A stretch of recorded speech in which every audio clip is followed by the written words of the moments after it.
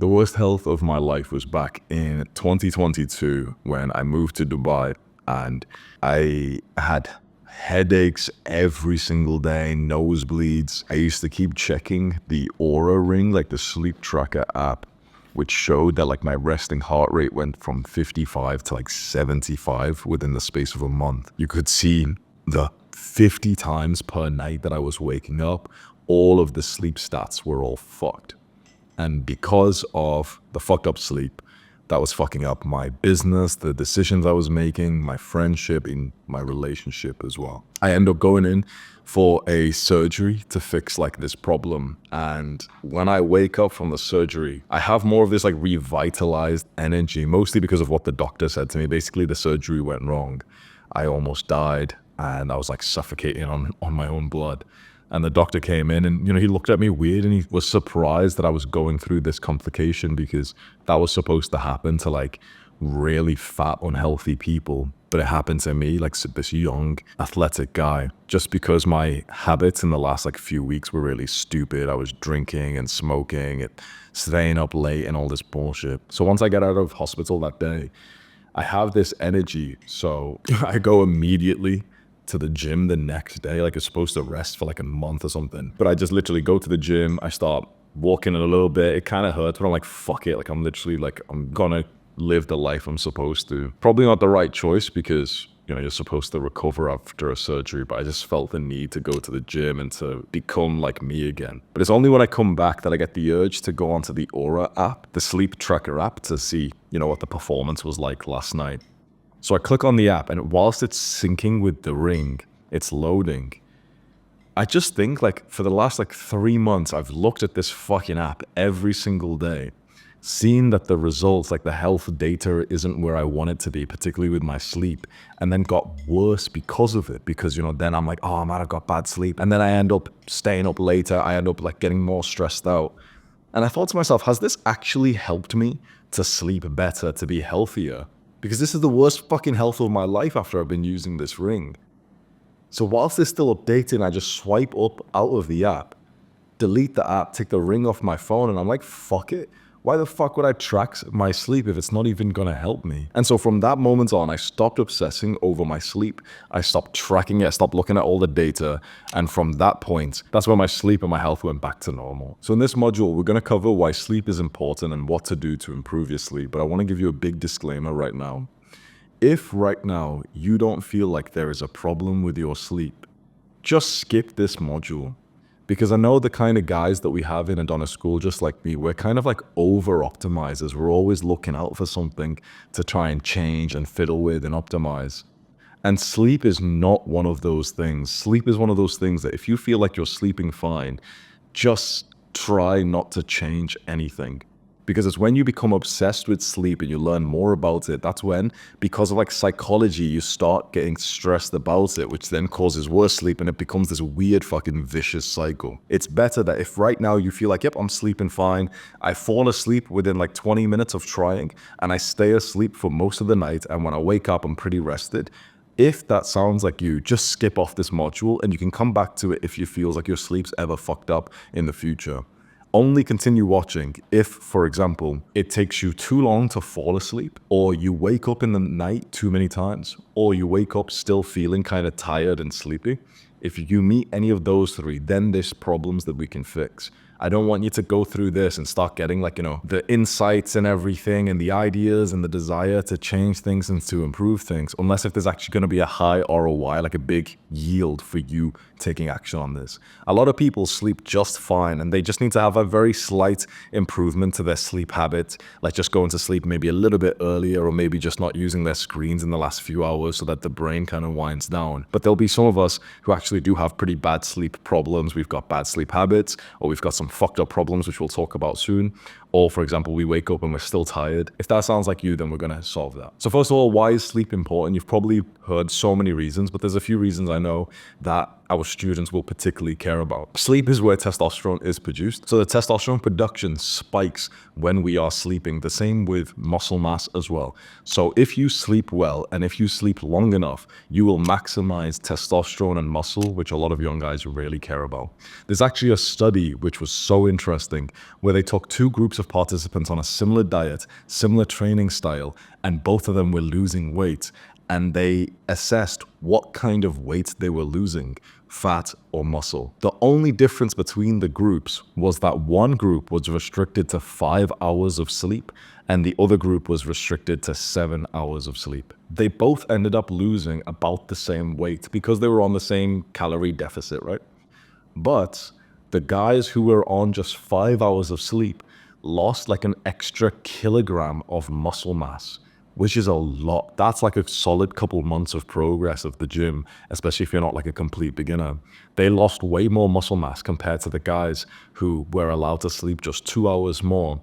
They lost more fat. Like they both lost the same weight, but the guys who slept longer lost more fat instead of muscle. Because when we want to lose weight, it's not really weight that we actually give a shit about. It's that we want to burn fat, right? We want to be leaner. If you sleep better and longer, you'll be more likely to become leaner and conserve muscle mass. And then the final benefit that we'll talk about is just the cognitive function. Like basically sleeping better will make you more intelligent so that you make better decisions for your business, for your relationships. Your brain will be sharper on a date, for example. You won't like stumble past your words as much. You won't have that point where you just don't know what to say to a girl as much as if you are sleeping better. When you're working on your business or your studies, you'll just perform better. You'll memorize things better when you're reading. And so it's just kind of like a meta benefit to life that you're just smarter in whatever you do. So now we're going to cover 2 goals of sleeping. One of them is to fall asleep faster, and the other one is to wake up rested. When we cover these 2 goals, it means that when you go to bed, you'll fall asleep without needing to, fuck around for an entire hour, not feeling sleepy or anything. You'll feel sleepy earlier. And then when you do fall asleep, you'll stay asleep and then you'll wake up feeling much better than you do right now. Before we get into that though, I want to give you the one biggest tactic, like the one biggest tip that I can with sleep. And it's more psychological. And it is a delusion, a belief that you should put into your own mind that actually you sleep well and sleep isn't even important. And however much sleep you get is how much sleep your body needed. The worst thing you can do when you're trying to improve your sleep is basically care too much. That's when a bad night of sleep turns into fucking insomnia for like months. And it's the people who care too much, who have this like angry personality, who end up making their sleep worse and worse and worse. If you're watching this module and you really want to get like a benefit to your sleep, you need to implement this right now and start being disrespectful to the value of sleep in your mind. So I know I've talked about like the studies and stuff, but basically try and like not think about that and start this new idea in your mind that like you don't need to sleep longer than however much sleep you get anyway. Have the idea that you don't even need sleep. Now, that doesn't mean that you're just going to stay up and fuck yourself over, but it's more so that when you're trying to go to bed or you wake up in the middle of the night and you can't sleep, instead of being angry and thinking, oh man, all of the benefits I'm missing out on, oh, this is so annoying, it's so annoying, just shrug your shoulders and be like, oh, okay, well, I'm up. I'll just read. I'll just go on my computer. Some of the best work I've ever done was at 1 a.m. or 2 a.m. in those super purposeful days when I first started it on a school like a year and a half ago. And I would just wake up randomly in the middle of the night. Like I wasn't sleeping so well. I'd wake up at 1 a.m. or 2 a.m. and I couldn't sleep again. But I've always had such a good mindset with that because instead of stressing myself out and getting pissed off, and instead of doing anything degenerate like grabbing my phone, jacking off or scrolling, I would just put on like some really, really dim lights. Like I had like those red lights back at my home. I would get up and just go on my computer. I would put it on the lowest brightness. And what I found in those moments was that even though I was kind of tired and my eyes were like this, my brain was really fucking sharp. So I would just start scripting videos. I would just start like sometimes I would even record like really quietly in like, peaceful mode. And I would just start working on some big tasks and I'd make incredible progress because there was no one to disturb me. There was no one to like report to and didn't need to check any messages or anything. So if you find yourself struggling to sleep, enjoy it. Don't make it some weird, annoying thing like, oh, this is so annoying. Oh, I can't sleep. It's so annoying. Keep the lights super low. Like basically don't even turn the lights on. Turn your computer on one of the lowest brightness. Use the software, which I'll tell you about in a second, and literally just go work on something hard. And you might just find like your brain's sharp as fuck. If you're sat there thinking, oh, I can't sleep, this is shit, then you're gonna feel worse. But if you're there just smiling, thinking, yep, I'm a purposeful guy, and sometimes purposeful men wake up in the middle of the night because our purpose, our mission calls to us. You do realize every fucking conqueror of history was sleep deprived, right? You do realize every billionaire is sleep deprived, right? So while sleep is like this super important thing that everyone's talking about these days, or the nerds online are talking about, any man you've ever looked up to was sleep deprived. There's one thing in common with basically every single conqueror, every single king, every single president, every single ruler and leader, whatever kind of man you look up to, I'm telling you right now, if he's a high tier man, he's been sleep deprived for most of his life. So whilst the modern day nerds will tell you that, oh, it's really bad for you, you need sleep, all these fucking conquerors went to different countries, killed millions of their people, ruled the country, and then took over the next country and the next one and the next one, whilst they were sleep deprived and getting interrupted when they were trying to sleep with like urgent news from like one of their countries that they colonized. So sleep is important. We do want to maximize it, but some days you're just not gonna fucking get it. Now you can be sat here like upset about it, or you can just think about Alexander the Great or Genghis Khan or whoever the fuck you want to think about and think, yeah, like, bro, there's not a single great man in history who slept well all the time. Not even one single guy. It just biologically doesn't make sense that a man of high caliber would be able to sleep as much as he needed every single night, because the warring tribes will come after you at one point. And maybe in the modern day, it's obviously we don't have like tribes or anything, but it's like the competitor in business. It's like the guy who wants to fuck your girl. It's the guys who want to take shit from you. That still exists in the modern day. Sometimes your body and your brain are literally telling you, hey, motherfucker, it's not time to rest right now. But if you're trying to like psychologically tell yourself like, oh man, that's so annoying, like I just can't sleep, shut the fuck up and just fucking work then, dickhead. Just work, just read, just do something a little bit productive. You've literally just gotten free time in your day. Your brain and body has told you, hey, don't sleep right now. So fucking listen to it. Stop arguing with it and stop like getting so depressed about it. This is one of the things that I've done so well, because I've had quite a lot of sleep problems. Like we just have it in my family. My brother has pretty bad sleep a lot as well. But like my mindset's always been so pleasant where I'll never once like complain about it. I'll actually be there with a smile on my face because I just see it as like, oh sweet, like free work time, free meditation time, free reading time. And I'm not like a dickhead about it where like, I'll be angry or I'll turn on all my lights and I'll start fucking up my health and I'll start doing some degenerate shit like going on video games or something. But I'll just go work on the thing that I usually don't have time for anyway, like, some course or some big video or something like that. And then by the time I've actually woken up later on, technically I might be sleep deprived, but I've already checked off like some massive fucking task already. And I actually feel better. So it's your brain and your body telling you, hey, stop sleeping right now. We've got work to do. Listen to it and don't be sat there like feeling depressed about this. So let me walk you through falling asleep faster. So this is for the guys who, for example, don't feel sleepy when it comes to the evening time. And when it comes to bedtime, maybe like 9, 10, 11 p.m., they're just not very sleepy. Even if they try, they toss and turn for a while or they go on their phone for like a solid hour in bed. I know so many guys like this. Falling asleep slowly is just out of being a Jeffrey, basically. You might not want to hear this. You might find it offensive. But it's just because you're acting like a fucking maniac. If you don't fall asleep within 5 to 10 minutes and you don't feel sleepy by like 7 or 8 or 9 p.m., it's just because you're living like a fucking maniac and we need to change something so you live healthier. You might disagree with me right now, but healthy, normal human beings are supposed to get sleepy by like 8 to 9 to 10 p.m. and you're supposed to be able to fall asleep within 5 to 10 minutes. If that's not happening, it's not because you've got some weird condition. It's not because you just can't sleep. It's because your habits are all fucked up. Mark my words, change a few of the things that we're talking about and you will literally fall asleep within a few minutes. I fall asleep within a few minutes every single night, consistently. Like, it's actually insane of how easy I fall asleep. I have no problems with falling asleep, but I would do if I didn't do these things, right? I've had times where I haven't fallen asleep when I was younger and before I knew a lot of these things. And I would like toss and turn. I wouldn't be sleepy. I wanted to stay up till 10, 11, 12, 1 a.m. I've had those times. And now every single night, like literally 7 nights per week, I fall asleep within about 5 minutes. And so this is the things that I do. So the first thing to fall asleep faster is the use and the control of light.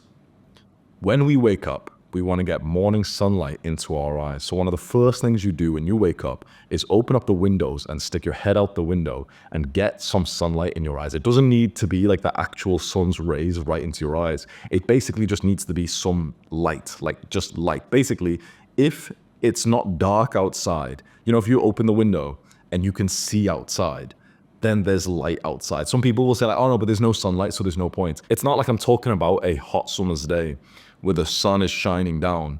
If it's not dark outside, that means that there's a fuck ton of light, like way more light than you realize. Like if this bulb I have above me, if it's like a dark day outside, like, you know, it's like gray, whatever, I think it's about 100 times more light outside than this bulb here, even though you might not think, if you saw like a dark English day, obviously I'm in Bali, but like if you saw like a dark British day, you wouldn't think that there's that much sunlight. There's like hundreds of times more than your lamps at home. So the first thing you do as soon as possible is go and literally just look outside your window for just a few minutes. Nothing crazy. Like Huberman, the scientist, recommends half an hour. I just think that's impractical. And also, I'll be honest with you, I've done that a few times and I didn't even notice a difference. But I do tend to notice a difference with just a few minutes. So it's like it's diminishing returns. Open up the balcony, open up the window, stick your head out the window and just look towards the sun. Don't look at the sun like a retard, but just kind of look towards it. Get as much light into your eyes, into your skin. It's very healthy for you. That's the first thing you want to do in the daytime. You want to just try and get as much sunlight as possible. So if you can maybe keep the windows down when you're driving to school or something, that can help. But if you can only get the few minutes like I've done this morning, like I woke up, stood outside on the balcony for literally like 30 seconds, kept the balcony open for a few minutes. So I'm kind of like looking out there as I'm like getting ready for the day. And now it's all closed off and that's still fine. The most important part of light is actually when we get closer to bedtime. So around 6 p.m., 7 p.m., when we're a few hours away from our bedtime, depending on what time you usually go to sleep. For most people, it's about 9 to 10 p.m. That's when we want to start to lower the brightness on our devices. So there's two kinds of light that we want to avoid around that time. There's the actual lighting. So for example, how bright our screens are, the lighting above us, you know, like the sort of room lighting, but also the color of the lighting. Like you've heard blue light, yeah? We need to get rid of blue light. Not exactly. Like, yeah, sure, you want to get rid of blue light, but you also just want to get rid of light as a general thing, right? Because it's not healthy or normal for the sun to go down and there to be light outside of that, apart from like a little fire, right? That's weird. Maybe like the moon, okay, fine. But it's weird for the sun to go down and you've got a fucking light like this lamp thing I've got here, which is above my head. That's actually weirdly really unhealthy. So it's not just the blue light, it's just light in general. So I can't believe how many people don't take this tip. When it gets to about 6 p.m. and the sun's setting, turn off any light that's above you unless it's absolutely necessary. Do not keep on any light that's specifically above you and that's quite bright and quite powerful, because that's just like, imagine how much that's fucking up your health, in that like you're seeing this weird light that's above you that almost would symbolize like the sun. And of course it's not going to give you the same like weird benefit as the sun, but you're just fucking up your weird circadian rhythm there. So turn off any lights that are above you. Use only the lights which are kind of lower down, soft lamps, those kinds of things. And keep them on the super low brightness if possible. The same with your screen. Turn down the actual brightness on your computer, on your phone. When it gets to like 6 p.m., 7 p.m., go on your phone and reduce the brightness from like the max, if that's what you keep it on in the day, to about half, even less. Then do the blue light filter on all your devices. So on iPhones, you go onto it and it's like the night light, and basically it takes the blue lighting off and then your screen is more orange. And then go download this software, which is called f.lux, L-U-X, on your computer. It's the one that I have on my MacBook, because on a lot of these phones and these devices, you can turn off the blue light, but it's still quite a lot of blue left on there. It's like it's not turned off, it's just dimmed down by like 50%. But when you go on something like this f.lux software, you can turn it all the way so your screen is literally orange. There'll be some guys who will look at that and be like, oh, it's so weird, why is it so orange? You literally get used to it after 10 minutes, so just shut the fuck up, right? Just stop being a fucking nerd and like a little fucking gremlin goblin who's like, oh, it looks so weird. Like every time I'm with someone who doesn't do this, they'll be like, why is your phone orange? And I'm like, holy fuck, I just lost so much respect to you. You don't even know this, and you're complaining about the color of my screen, and you're complaining also about your shit sleep. Fucking deal with it. It's orange. It's fine. I put it on max, not just like on the phone settings. That's on max. That's still not enough. I downloaded this external software and I put that on max. So my phone is literally about like this color. Like my computer is like this color, like a bit more orange than this, like that tint when I do my calls at nighttime and stuff. Because sometimes you still need to use your screens at night, right? So the brightness is down on our devices and the night shift, the blue light filter is on the max, and we're not going to complain about it because we actually prioritize our health rather than like, oh, I look so weird. Now, sometimes when I'm using that blue light filter, sometimes I have to turn it off because there's something I'm doing which is more color sensitive, like if I'm making a thumbnail or something. So I'll turn it down for a few minutes. Sometimes that's fine. But mostly I'll just keep it on because the way I see it is like, bro, just fuck it. It's like if it's gonna give you better sleep, it's not that bad. Like you get used to it in literally like 2 minutes. So just turn it on max and just get fucking used to it. When we've turned off the overhead lights in our place, like the big ceiling lights never come on past like 6 p.m. That's just weird manipulation to your little caveman brain where the sun has went down and we should start feeling tired, but we've got some weird lighting above us, which is like, it's just completely unnatural, right? So we turn all that off and we want to use some kind of lower light, like either a lamp, but the one that I liked at home was like those red LED strips. You know what, like all the kids on TikTok have. I saw that and I was like, that's actually cool as fuck. So I bought it. I stick it on the red setting because red has like some of the nicest, like, I don't know what it is. It's something like it's a very soft color tone. And I put it low down in my room, like around the bottom of the wall. That's like a good lighting to have at nighttime. You can also use candles, which are probably the most natural, like sort of light that you could have in your room, but you just don't want to have the big above headlight. For example, when I go to the bathroom at nighttime and it's like 9 p.m., I don't turn on the lights most of the time. There's a lot of times where I'll literally just turn on my flashlight on my phone, aim it downwards, and that's actually a lot better because even though it's like it's aimed down, 90% of the bathroom's still pretty dark, but it's like, you know, just around the sink area is fine. You can just about see. That feels a lot better to me than to have like some light above me. If I'm like brushing my teeth super early, like 7 p.m., then yeah, sure, I'll turn on the lights and whatever. That's fine. But if I really want to maximize my sleep and I'm happening to brush my teeth pretty late, like 9 p.m., just before bedtime, then I'll make sure that I don't turn on any of the overhead lights. You should know how to feel about this, right? Like, so when I was back at home, there was a few times when my sister would like walk into my room and, you know, she needed me to do something or whatever, and she'd turn on my overhead light and I'd literally like shout and I'd say, turn that off, what the fuck are you doing? And she's like, what? I was like, to me now, like I want you to live similar to me. You've got to be weird, right? For you to have good health in the modern day, you have to be like a fucking weirdo. It's just the case, right? And so you've got to be that weird guy that's wearing like those fucking orange glasses at nighttime and not giving a fuck that people think it's weird. You've got to be the weird guy who doesn't turn on the overhead light, and when someone turns it on, you're like, whoa, turn that off, turn it off. They're like, wait, whoa. They don't get it. Like most people don't fucking get this stuff, right? But it's just the case, bro. Most people don't get that you should even fucking exercise and lift weights and eat clean. Most people don't get that you shouldn't keep your phone next to your balls. We're already fucking weird guys. So lean into it more. And if like your sibling or your parent comes in and turns on the big light, tell them turn it off. Like you stand up and turn it off quickly, and they'll be like, whoa, why are you doing that? And just be like, oh, my eyes hurt. Oh, I've got a headache. You know, trying to explain this shit to normal people is like an uphill battle. Oh, Hamza said that like the lighting's, you know, the sun comes down, and like, just shut the fuck up. No offense to them, but tell the retards what they need to hear so they can understand. Shrug your shoulders and say, oh, my eyes hurt. Oh, I've got a bit of a headache. That's it. That they'll understand that. If you try and fucking convince them that like the overhead light is unhealthy, they're just gonna think you're a retard. You're just fucking weird. They're not gonna get it. They'll turn it on and they'll say, you know, it's the same bullshit as like trying to tell your parents that eating eggs is healthy, and then they just think you're a dickhead and they're saying, nope, you can only have 2 eggs a day. But you can just fucking cook your own eggs. And when your parents ask, wait, did you have more than 2 eggs a day? Why? And you just, instead of trying to convince them, eggs are actually healthy and all the doctors are wrong, you just shrug your shoulders and be like, I was hungry.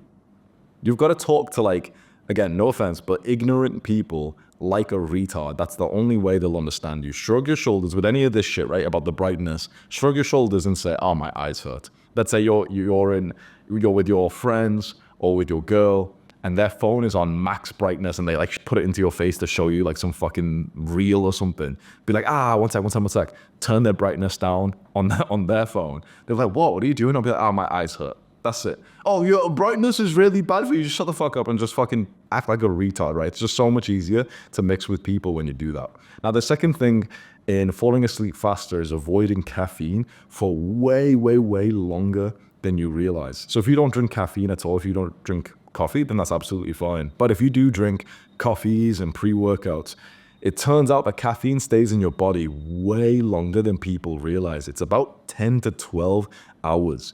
The half-life is about 6 hours, which means a quarter of the dose is still inside of you in about 12 hours. So basically, don't drink caffeine within 12 hours of your bedtime. If you go to sleep at 10, don't drink any kind of caffeine later than 10.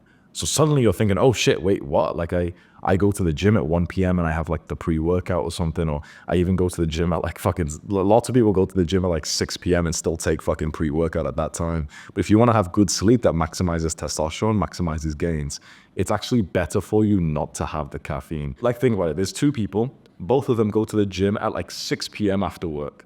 One of them takes pre-workout and has a way better workout. The other one doesn't take pre-workout, has a pretty okay workout, but not like one of those like amazing ones. The second guy might even make more muscle because he's going to have better sleep compared to the first guy who had a better workout, but then has worse sleep afterwards. Now, the next thing is anxiety. So having anxiety, intrusive thoughts, like panicky kind of thoughts can make it harder to fall asleep and also to stay asleep as well. But the number one reason why it'll be hard to fall asleep is because your heart rate is too quick when you're trying to sleep. Basically, when you're trying to sleep is a time for rest, and that's when you want your heart rate to be as low as possible.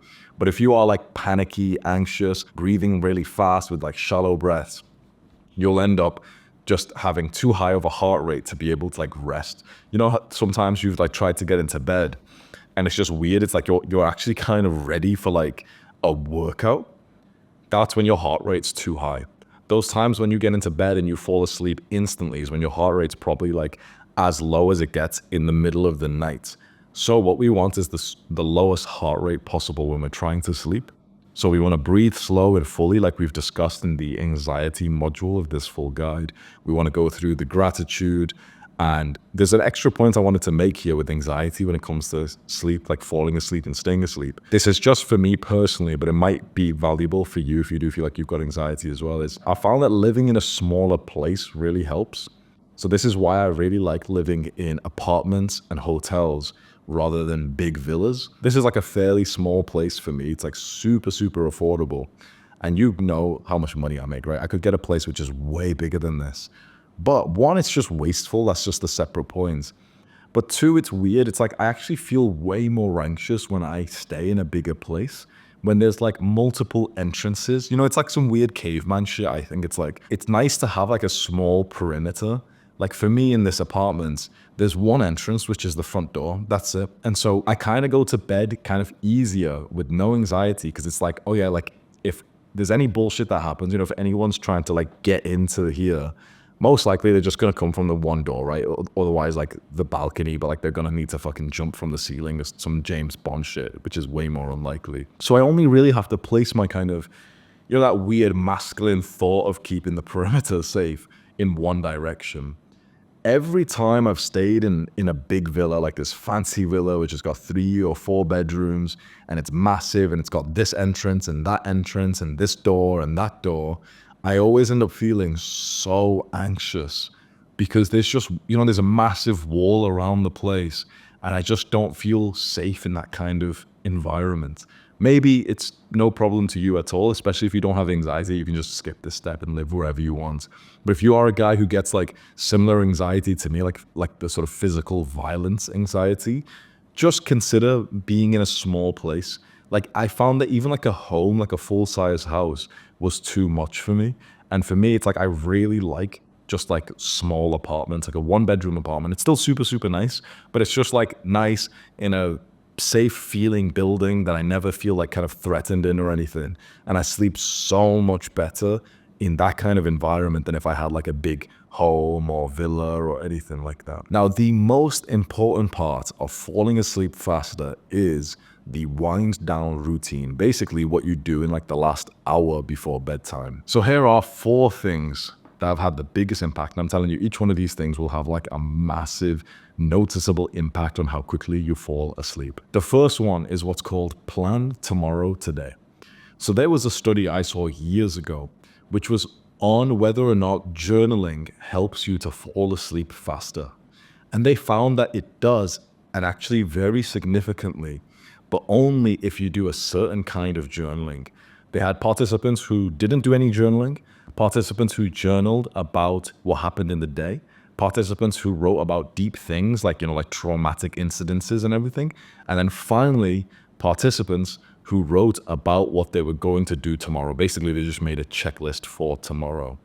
Out of all the kinds of journaling and also the people who weren't journaling, those guys, the last ones, fell asleep the fastest, basically planning what they were going to do tomorrow. This actually reminds me, I was lucky enough as a kid to do this accidentally, not with what I was going to do tomorrow, because I wasn't productive, but I swear to God, I used to go to sleep every single night thinking about what I was going to do tomorrow on the video game that I used to play, which was called RuneScape, where you had a character and levels and money and everything. So I would go to sleep planning what I was going to do for the grind tomorrow. I was able to fall asleep so quickly as a kid, and I think this was a part of it because it just, I don't know exactly what it does, but it kind of makes you enter tomorrow in a more pleasant and prepared way. So now I'll do this every single night. I'll go onto my calendar, look over tomorrow and kind of visualize what I'm doing step by step. So it'll be okay, wake up, record the course, eat at 11:30, then get ready. Okay, then I'm going to go gym. Oh, I'm going to do that thing today. And then kickboxing. Okay, I think we're going to train this in kickboxing. Then after kickboxing, I think I'll eat at the gym and I'll probably order this. Then after that, I'll go to the gym and I'll do this workout with this kind of weight or something. Then I'll come back and I'll read this book. And then I've got a call with this guy and this guy and this guy. And then I'll go to sleep. When you kind of visualize that or kind of talk about it or write it down with a checklist, for some reason, it's bro, you get so sleepy when you do this half an hour before your bedtime because it's just kind of there's no anxiety. You've wrote down everything you need to do for tomorrow. So I have a calendar where basically everything's in it already. Whether you use a calendar or not, you need something which basically shows you what you're going to do tomorrow. And it needs to be out, kind of written down, whether it's on a, calendar or a timetable or a piece of paper, whatever. You need to have it written down. What I found is if you just kind of vaguely assume you know what you're doing tomorrow, you don't get this benefit. So from now on, open up the notepad or the calendar or your piece of paper or whatever and write down what you're going to be doing tomorrow. Make sure you specifically write it down. You don't just think about it, you write it down as a checklist box or as a time, fragmented. So for example, you could write on your iPhone notes, 5 a.m. wake up, 6:30 meditate, 8 a.m. workout, whatever. Or you could even just have the checkbox and just write through each kind of task that you would do. This is the first way that I actually started being productive near the end of university, where I would have a note page and I would just go through exactly what I was going to do in those days. So it would literally say, the first checkbox was wake up, shit, and check weight. So I would have a poop first thing in the morning and then check my weight on the scale. I'd take a progress picture and put it onto my fitness pal. Then I'd eat breakfast and then I'd do this task. Then I'd go to the gym for upper body day. Then I'd come back and study for the exam I had coming up, whatever. That's what I would do back then. I would recommend just doing it on Google Calendar. Just go set up on there and go plot out your week. Get used to that software because it's really fucking good. And then basically all you've got to do is just read what you've got tomorrow. Now, the other thing I do for my wind down routine, which is very important, I do not check messages, social media apps, notifications, comments, or anything like that. It is a mental illness to check your phone close to nighttime. You are mentally insane if you check your messages within 1 hour before sleeping. That is fucking absurd. You're literally fucking up your sleep just for some fucking dopamine of oh, let me just see who messaged me. You don't check your fucking notifications. You don't check your DMs. You don't check who replied to your comments. You don't check, WhatsApp or anything. Now, here's the thing. Because you've got a small penis, you'll say, actually, Hamza, you're wrong because I have to message someone. I have to. Here's what I do when I have to message someone. It's a weird technique, which is going to sound super autistic. Let's say I'm going to go on my phone. I have to message someone. I have to prepare to, meet my friend tomorrow for a workout first thing in the morning or whatever it is. I've got to message someone, right? Let's say it's on WhatsApp. What I will do is open up WhatsApp and this is going to sound so weird, right? And it's almost I'll make my eyes almost like blurry apart from the thing that I'm looking for. So let's say if I'm going to click on WhatsApp to message my sister about something that's pretty important, I usually have my sister's message pinned at the top of my WhatsApp. So it's like, I know roughly like on my phone, the pinned message on WhatsApp would probably be around here, like of the sort of space of the phone, probably be about here. So when I click on WhatsApp, it's like I narrow my eyes so that I am only looking at that one message, and I'm disciplining myself for my eyes to not dart around to see the other messages. I see that one message, I click on it, and now I'm safe in the one message with my sister where I can message her whatever I need to do. Then, because I'm not a fucking mentally insane fucking maniac, I won't swipe out and then read the rest of the messages like a dopamine fiend. After I've sent a message to my sister and I'm still on the page with my sister, I'll swipe up off the app and then I'll lock my phone like that. Do you see like the weird autistic difference? I fucking like myself. I have respect for myself. So I won't randomly go see all the fucking messages from everyone because I know that that will keep me up at night. The times where I have done that, it always pisses me off because I go on there to message someone for something important, like, the plan for tomorrow morning, whatever. And I'll see a message from someone else that's kind of triggered my emotions a little bit. So you don't fucking check your messages if possible. But if you absolutely need to, I want you to do this weird autistic thing where your eyes can pinpoint where you need to go. And even, for example, if I click on that and let's say something's moved, I could see the names of other people or the pictures of other people on WhatsApp. But it's like my brain, I've just told my brain, don't even look at the little message preview of what they've sent me. Because then it's like, it's just triggering. Some guy's going to send you a message, like, let's say your mom then sends you a message like, oh, why did you make the mess on the floor? Or your dad sends you a message like, we don't love you, son, or some shit like that. Like, it's not good for you to see this shit at nighttime. The same with comments, notifications, messages, all of that stuff. So by now, your notifications on your phone should already be turned off, right? If you have any shred of self-respect, you go onto the settings app on your phone, search for notifications, go through every fucking app, including the phone, including WhatsApp, and turn them all off. Sounds extreme, yes, but motherfucker, like becoming rich and successful is extreme. People complain to me and they're like, oh, like, I tried to call you, but it always goes off. Yeah, but bro, I make like a few fucking $1 million a year because of this. And I'll reply to you like an hour later. It's fine, right? It's fine.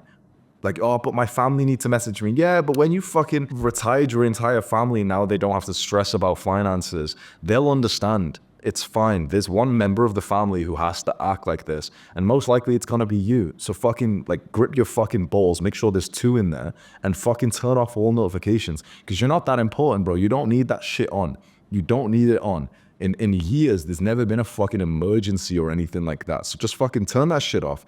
If you have to use your phone at nighttime, you have to use it in such an autistic way where your eyes are like lasered in so you don't see any of the other messages. Because sometimes, I won't lie to you, sometimes I have to message someone at nighttime. I hate to, but sometimes I do. If there's a team member I've got a message because I need him to do some task just before I go to sleep. If I need to go into Discord on my computer, I'll literally look at the screen like this.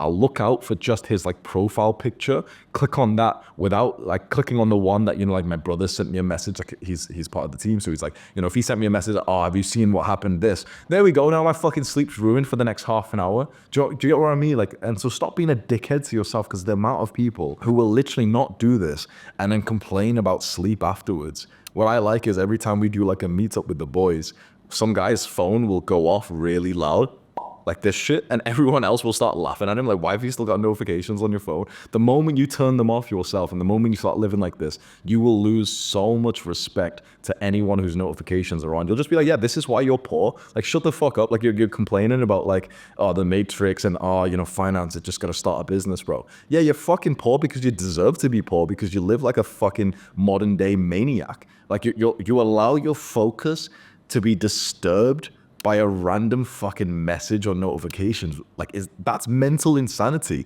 Your cognitive focus is literally how you make money. So to allow it to be disturbed because you got a fucking message on Instagram or on WhatsApp is insanity. Like, this is a reason why you aren't excelling in the space that you've wanted to. So turn that shit off if you have any fucking respect for your goals in life. I should never meet one of my fans and see that his phone fucking lights up when he gets a notification. Or I should never be able to get your phone and do this and your screen turns on. That's how I know, yep, you're poor. I just know it, you're poor. That's it.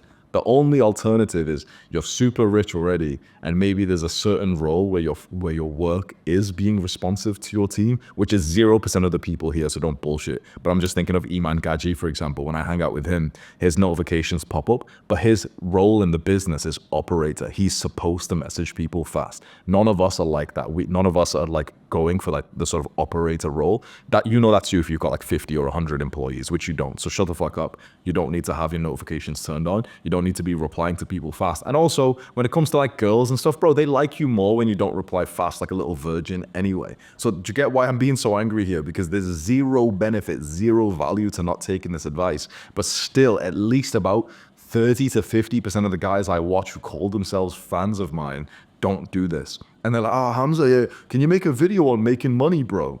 I'm like, bro, are you fucking mentally insane? Are you mentally insane talking about making money right now, but your brain doesn't even work? Turn this shit off, right? We know how important sleep is. We know how important your focus is. To lose that because of this bullshit is insanity. You should never ever lose sleep or get activated or triggered at nighttime again. You should literally set these boundaries where your eyes are like this if you do need to message someone. But maybe what's better is to discipline yourself not to message anyone at nighttime. Let's say you've got a girl and you do your cute little messages at nighttime or FaceTime. Call her like an hour before. Call her like an hour or two before, because if you go onto WhatsApp to message a girl and suddenly you see a message from your parents being angry at you, or from like your friends saying something or whatever, and suddenly you're like triggered, you've just fucked up your sleep. Sometimes you stay up past your bedtime, like guys who've got girlfriends will know, like you stay up past your bedtime, just fucking on FaceTime or some shit like that. Call them like an hour earlier. I'm not saying to not have that loving moment every night, that's fine, but just do it an hour earlier, right? In the last half an hour of sleep, you need to act like a fucking warrior who's defending your sacred time. And does this sound extreme? Do I sound like a dickhead for living like this and telling you, yeah, don't message your family or your loved ones? Yes, motherfucker, because sometimes you have to live in like an extreme way. There'll be a time when you're already rich and then you can spend the last minutes with your family in a super sweet way. But even then, you wouldn't be checking your phone like a zombie last thing at nighttime anyway. It's just not healthy to do that. The third point is to go to bed at the same time every single night, including weekends. Simple point, you've already heard that before, but it really works. You start getting sleepy consistently a few hours before that point. So basically, just go to bed at the same time. Don't ever stay up. It's just never worth it. You should only stay up, in my opinion, for a very, very, very hype social event. So every now and then, for like a party, or it's New Year's and you want to watch the fireworks at midnight, okay, fair enough. That's understandable.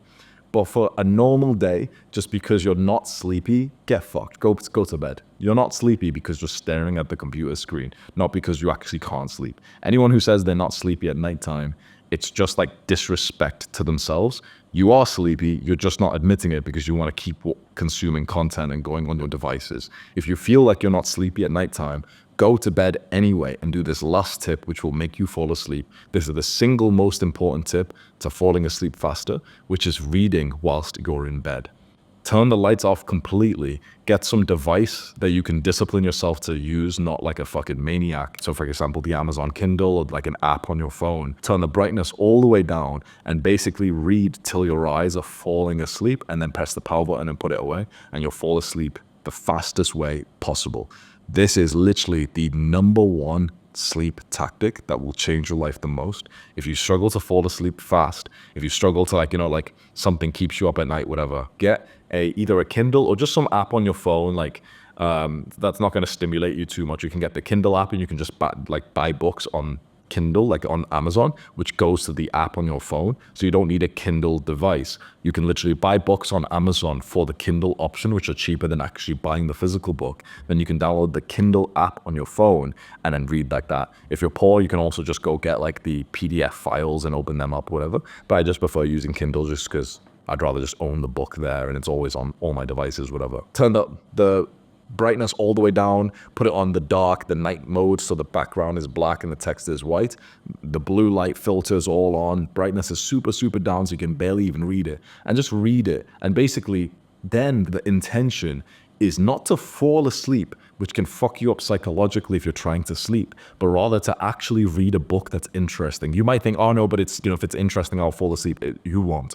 Literally, if you just focus on actually reading and learning at nighttime and you're not even trying to sleep, bro, you'll sleep. Because you're already you're supposed to be lying down, mouth tape, earplugs, whatever else you use at nighttime. You've already brushed your teeth and you're literally lying down in your normal position, just reading, bro, your eyes will fall asleep. And then this first time you notice your eyes close, just press the power button, put your phone to the little bedside table or whatever, you'll be out. Now let's talk about waking up rested. So if you are someone who falls asleep fairly well, but then you don't sleep through the night, or when you do sleep, you wake up and you're not rested, then here's a few things that you can do that will help you with that. So the first thing you should do is just diagnose if you have sleep apnea, because it's a very common problem and it's one of the number one reasons why people wake up not being rested in the morning. Sleep apnea is basically where you suffocate at nighttime because of fucked up airways, and you'll stop breathing, then you'll gasp for air. So you'll know that you've got this if, for example, people have told you that you snore or that you suffocate at nighttime. If you've ever slept next to a girl or next to family members or something and they tell you that, oh, you were snoring, oh, I heard you choke and gasp at nighttime, you probably have sleep apnea. And it's really worth going to get a sleep study. So you can just search sleep apnea study on Google Maps and go to the nearest one and just walk up there and book the appointment and just follow what they say. The treatment for it is often a CPAP machine. So it's this big fucking uncomfortable machine. I have it over there. It's this machine there, and it's got a mask with a tube. You put it on and it kind of forces air into your mouth basically, and that can be transformative for people. You can also have a dental device where you can go to a dentist and they give you a certain kind of almost a retainer that you put all over your teeth that opens up your jawway a little bit. That's what Joe Rogan has. A lot of bodybuilders wear the CPAP machine. If you are someone who has sleep apnea, getting one of these devices will basically change your life forever, apparently. I think I've got sleep apnea. I got both of these devices, the CPAP and the little dental device, and my sleep relatively feels the same, I'll be honest. So it's kind of upsetting for me, but maybe for you it'll be better. Just go search sleep apnea study on Google Maps and go to the nearest place and just go speak to them, tell them what your symptoms are and everything. I just wanted to cover that first because it's a very severe actual health problem. And if you feel you've got the symptoms, which is that you wake up a lot in the middle of the night, you've been told that you snore, you've been told that you choke or you suffocate or you're breathless at nighttime, just go get a study done, first of all. Now, other than that, there's a few things that can cause restlessness in sleep, which then means that you wake up not feeling rested, and diet is one of the biggest ones. So everyone says online to not eat within 3 hours of sleep. I actually think that's bullshit. I think it's more 6. So there's a guy who's a billionaire who's maximizing health using whatever method he can find. His name's Brian Johnson, and he's reversing his aging. So he only ages 8 months every 12 months. So every year that goes by, he only ages 8 months, for example. And he's doing everything he possibly can to health max. And one of the things which I found interesting was his eating schedule. He eats his last meal at 11 a.m. So this guy who's a billionaire who spent probably the most amount of money to optimize his health, he eats his last meal at 11 a.m. I think his bedtime is about 9 p.m., which is about normal for most people. And they, his team and him, have tracked that if he eats later than 11 a.m., his sleep will be disturbed. So think about that for a second, right? Most people eat their dinner at about 5 p.m. and go to sleep at about the same time as him, maybe a little bit later. He finishes eating at 11. Now, of course, his day is optimized for this mission. His day is optimized for this goal of maximizing his health. For many of us, our day is not optimized for that. We're just trying to have pretty good health. But for example, we can't eat that much first thing in the morning because here I am, this is the priority of my day. And I wouldn't want to eat in the middle of this, or I wouldn't want to eat all my meals before kickboxing. Then I'm slow and sluggish, whatever. But the general lesson is that you should finish eating basically as early as you can without sacrificing the other things in your life that are important to you. So 11 a.m. is pretty unrealistic for a lot of people. And so the advice that most people will say is, okay, don't eat within 3 hours before bedtime. But I would say make it 6. So if your bedtime, like the time where you get into bed, eyes closed, is 9 p.m., that means that you should finish eating dinner at 3 p.m. So your dinner like start time should be like 2:30 or 2 p.m., which sounds crazy. Like you might be thinking, there's no way I could do that. I've got work, whatever. But I'm just giving you the theory here, and then you'll need to fit it into your own schedule, because that will give you a good few hours to digest the food, which many of us are eating quite like hard to digest foods. We're eating more calories. We're bulking as like young guys. And so if you are eating a lot, you really want to finish hours and hours before your bedtime. When I personally eat past around 3 or 4 p.m., I actually consistently notice that I toss and turn way more. Like I notice it every single time, unless if I've had a pretty small meal. But if I've had like my normal sort of dinner, which is like 1,000 calories at like 4 p.m., 5 p.m., 6 p.m., I'm telling you, I notice the difference. If I ever track my sleep, I notice it on there as well. What I have found is earlier than about 2 p.m., there's no difference. So I've had times where I finish eating at like 10 a.m., 11 a.m. to see if I would benefit from, finishing so early. And I didn't. Around 2 p.m.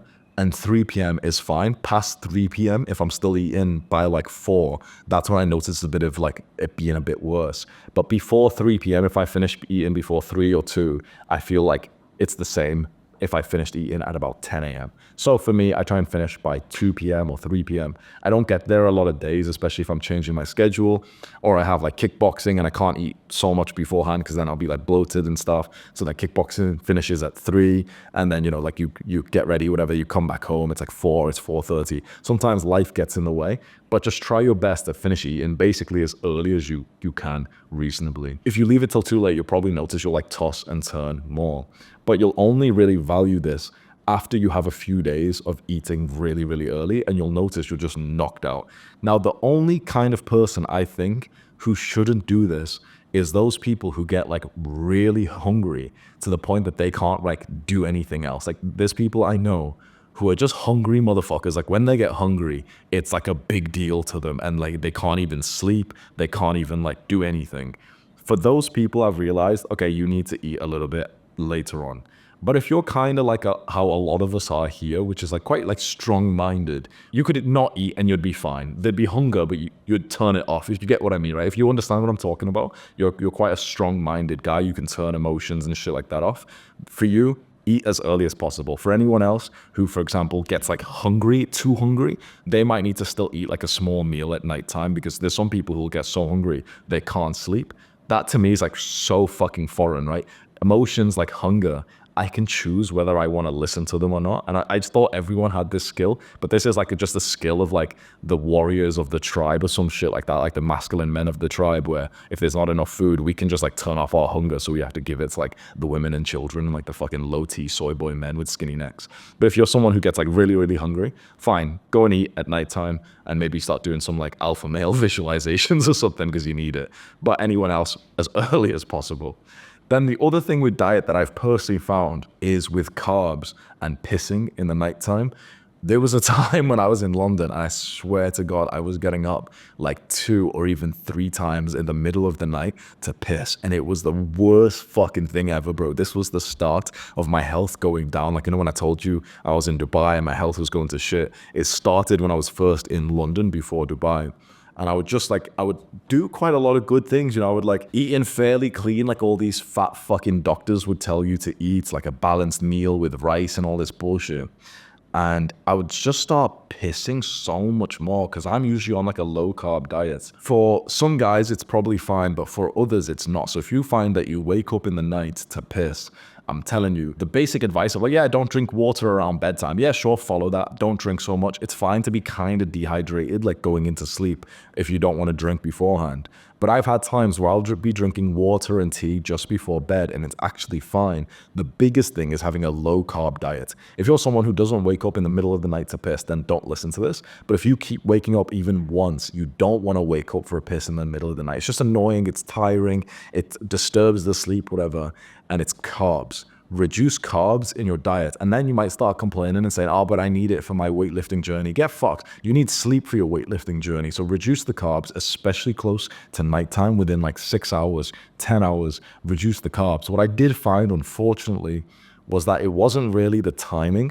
It was just whether or not I ate carbs that day, that then I would piss 1 or 2 times in the nighttime, which was so annoying. When I have under like 75 grams of carbs a day, which is very little, or I'm actually on keto, on carnivore, which is basically 0 grams of carbs, I don't wake up in the night at all. Even if I've drank liquids, even if I've had tea or something at the nighttime, I still will be knocked out through the night. I won't need to piss. I might still toss and turn sometimes, but I won't need to piss. Now, the other thing to make sure we're feeling rested when we wake up is the sleep environment.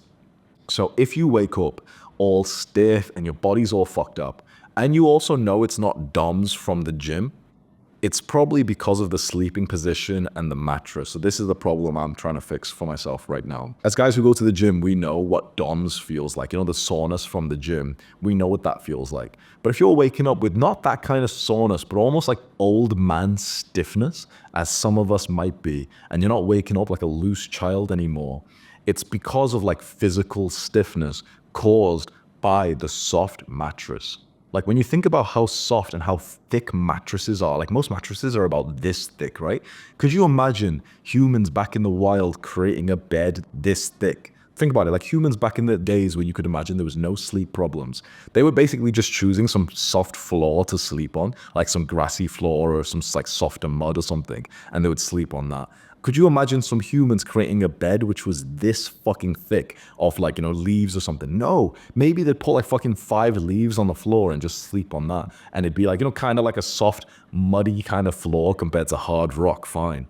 But there's no way that humans have ever slept on this kind of shit before, like the last few hundred years. So it doesn't actually make sense just biologically and evolutionarily to sleep on a mattress which is that thick.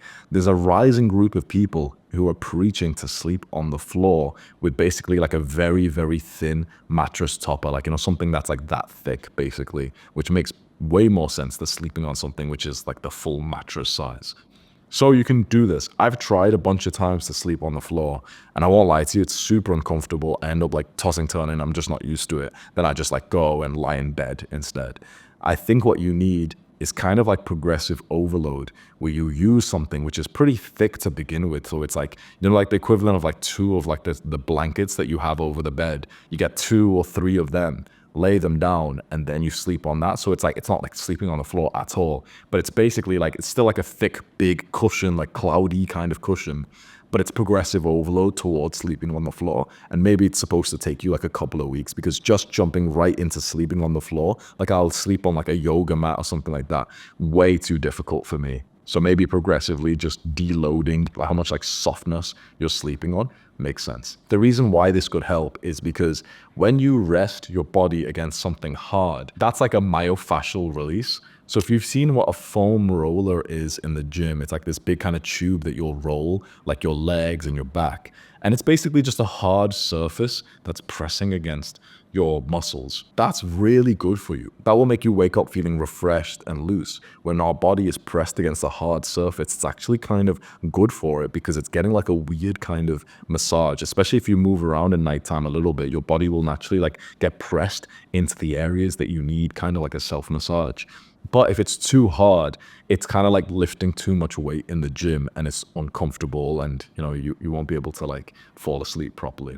So if you feel like this is relevant for you, consider just starting to sleep on the floor, but with a fuck ton of like cushions or blankets or sleeping mats or whatever, sleeping bags, and stack it for the first night. So it's super easy. So it's almost like literally sleeping on the mattress. And then one by one over the next few days, remove some of the softness. So like one of the blankets or the sleeping bag or whatever you've got to kind of make it softer, till eventually the golden point is probably that you've got like one kind of mattress topper thing, which is maybe like this thick, which is pretty soft, but you're kind of still being pressed against the floor underneath it. Now, along with that, with the sleep environments, one of the most important things is noise. So there's a few things I do to cancel out noise. Every single night I sleep with a white noise YouTube video. So if you go onto YouTube and search for like white noise, loud white noise, and make sure it's like 10 hours long with no interruptions or anything. I downloaded that video offline on like YouTube. I think you need like the YouTube Premium. And so every single night I put my phone on charging, I put it on airplane mode, and then I play that video offline, and it's pretty loud. Like if I've played it, it's like this. Then I also have other things, like I have the air conditioning on blast. I have like an air filter behind me, like this white thing right here. And then that like purifies the air. You might not need that if you're in like a first world country, but it's pretty loud when you put it on max setting as well. So if you walked into my room at nighttime, it's just shh, like that, just super loud. Then I put in earplugs as well, so that this way, what I don't want is like any random noise to come from, you know, someone else's apartment or like fireworks outside or whatever to wake me up. I just want to have complete silence in my ears. And then the final thing that I do is I put on the mouth tape, which you've probably heard me talk about before. Basically, it's a tiny bit of surgical tape that you can just get from like pharmacies or from Amazon, just a little bit over your lips. And it just guides your lips to be closed so that you nasal breathe instead of mouth breathing. And you'll get like an extra 5% better sleep. So you can just go into Amazon and search for micro pore tape. So micro and then P-O-R-E tape. Get that tiny little bit over your lips. It's super safe. I've literally taped my lips every single night, including when I've flown up into planes as well, for around 4 years now. Every night. I will not go to sleep without it. It's such a great hack. It's so cheap, and you get like an instant 5-10% benefit to your sleep. So that's everything we have for sleep. Go through and take action on the few things that I've discussed today that you feel like is relevant for you, whether your problem is falling asleep too slowly or your problem is not sleeping right and then waking up not rested. Think about a few of the things that stuck out for you and take action on them immediately. Maybe it's like planning tomorrow today and you realize, oh yeah, it makes sense to do that every single night. Maybe it's the mouth tape or the diet or eating early. Try it as best as possible for at least about 2-3 days before you make an analysis of whether or not that works for you. And I'll see you in the next module. Goodbye.